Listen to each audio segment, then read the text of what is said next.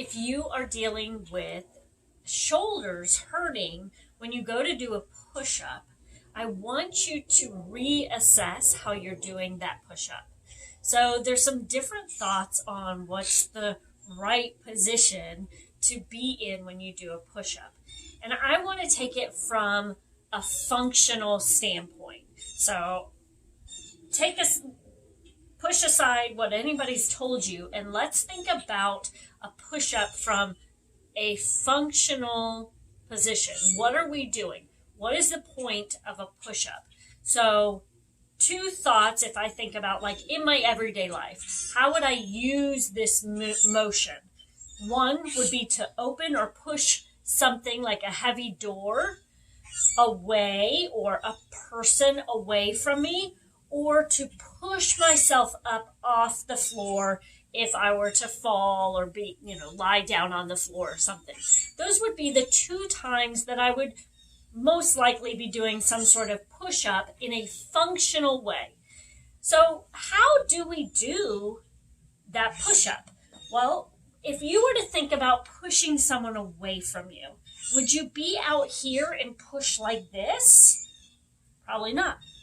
But also, would you be in here and push like this? Probably not. If I was to push someone away from me, I would be pushing them like this. So let's look at the hands. My hands are here. They're not here.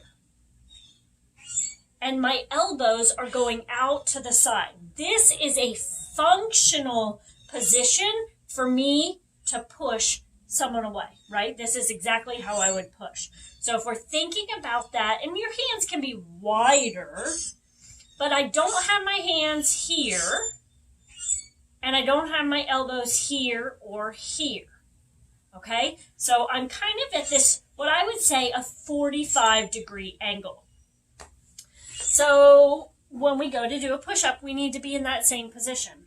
We need to think, turn my hands slightly, pretend I'm getting ready to push up off the floor, and elbows back at about a 45-degree angle.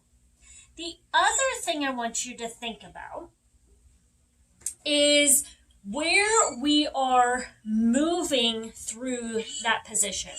So we have two parts of the pec.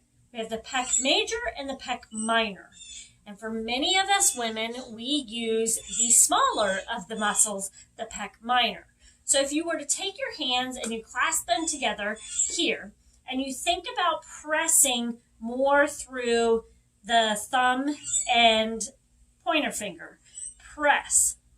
You're going to probably feel how your shoulders kind of come forward a little bit, and you start to use these muscles up here, okay?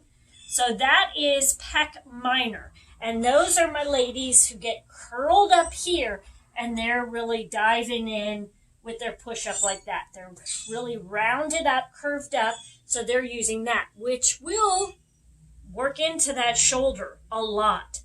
The other way to do it is if you think about pressing those pinkies towards one another, you should feel the breast area, the chest under the breast, so your pec major firing on more, okay? That is what we want when we're going for a push-up.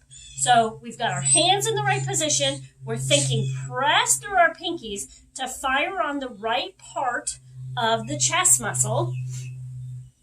And then the third thing I want you to do, which goes back to this rounded upper back. So usually if we're using our pec minor, we're going to be more rounded in this position. The more we have to press through our pinkies, it should start to flatten our back out a little bit. But I would even take it a little step further and go from a protraction, retraction of the shoulder blades. So if I think about protraction and retraction of the shoulder blades, I am thinking round up, push the ground away from me so I get that rounded position in my back, or sink in here. Now, I don't want to be in either position when I'm doing a push-up. This rounding of the upper back tends to grip the ribs down. And then sinking is also not good for the shoulders. But there's a little in between that will start to occur. So you're going to kind of sink down just a little bit before you drop into your push-up to help you from being here going into this dominant position where it's going to be kind of creating this impingement within the shoulder. So lengthen through that spine, press through the pinky of your finger, then let yourself kind of sink into it, not too much. We're not sinking all the way down into this retraction of the shoulder blades, but we are driving the shoulder blades towards one another a little bit and then driving down and coming up. Try it that way, using those 3 things that I mentioned, and then see if it feels better. Let me know down in the comments below how this feels. Did you notice a difference? And if you have questions for me or anything else that you are struggling with, maybe you're dealing with some aches and pains while you're moving and you're not sure what you need to do to fix it, let me know in the comments below and I'd be happy to help.